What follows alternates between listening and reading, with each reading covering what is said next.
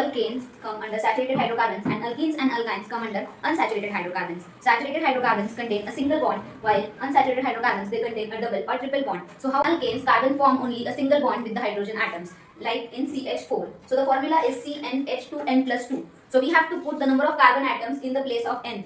So if I put n is equal to 1, so the formula will be C1H2 into 1 plus 2. 2 plus 2, 4.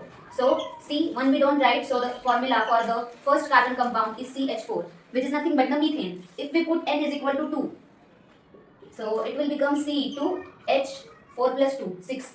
So it will be the second compound of the alkane family, which is ethane. So we'll write all the compounds of the alkane family one by one. So this is the alkane family. First compound is methane. The second compound is ethane. The third compound contains 3 carbon atoms, so it is called propane. And the list continues. So methane is CH4, ethane is C2H6. For propane, we'll put the carbon atoms is equal to 3, so N will be equal to 3.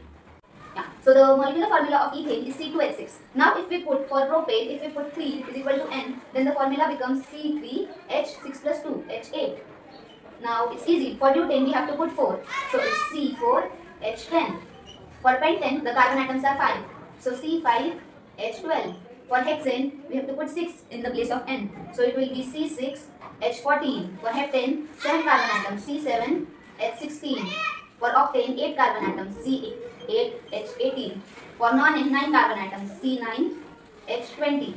And for decane, there are 10 carbon atoms. So if we put 10 in this formula, we get C10 and H22. So these are the 10 members of the alkane family. You have to just remember this formula CnH2n plus 2 and you can deduce all the 10 members of that alkane family.